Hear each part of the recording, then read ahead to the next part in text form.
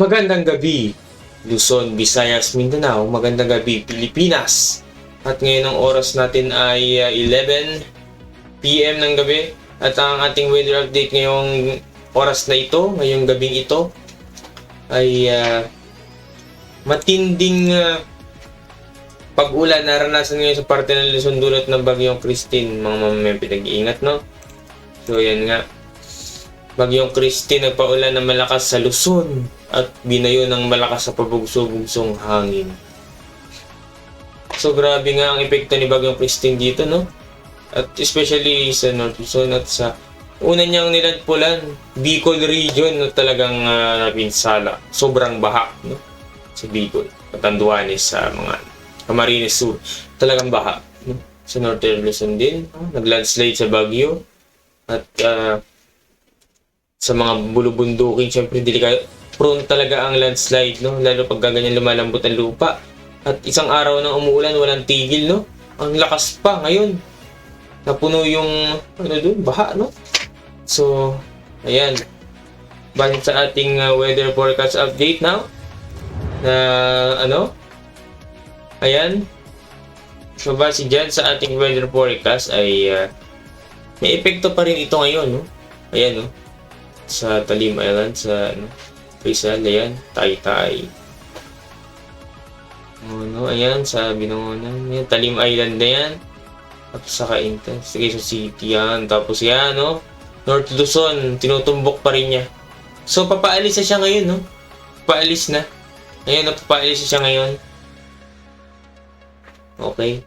Yung pwesto niya ngayon ay nasa may gilid ng Ilocos Sur, Ilocos Norte, Zambales, at dito sa magandang niya, Pangasinan, na doon sa Pampang, no?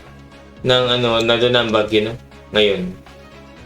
So, ayan, aasahang paalis na yan, ngunit may epekto pa rin ito sapagkat yung buntot niya nakaka-epekto pa rin, na inihila niya, no? Magpaano pa rin ito ng pag-ulan at palakalakang pag-ulan, no? So, yan na muna ang ating ngayon. So, ito ilalabas ng PAR ng Friday ng gabi, no? Or hapon. Pero gabi.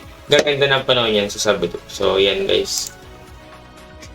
So, dito naman sa ating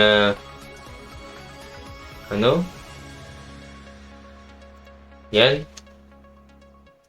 Yan yung ating video na ngayon ng gabi, live na live. So, hina-hina na yung ulan, no? At mas naging tahimik na rin ang mas naging tahimik na rin. Tining na din ang pabugso ng hangin. So ngayon ay maambon na lang, no? Pero umuulan-ulan pa rin ngayong gabing ito. Ngunit kanina ay napakalakas talaga ng ulan at ang hangin ay pabugso-bugso, napakalakas din, no? So ito ngayon nakapagpabagsak ng isang mangga doon. Ayan, no? Diyan kung nakikita nyo, so madilim lang, no? Kaya hindi masyado kita ngayon gabi. So nakapagpabagsak siya ng isang punong manggang malaki, no? Grabe. So ayan, no? Baha dyan sa may ilalim. At yung puno ng saging ay muntik pa bumagsak. Matibay, no? Dahil hindi pa bumagsak, pero may bumagsak ng isa. Nakita ko sana.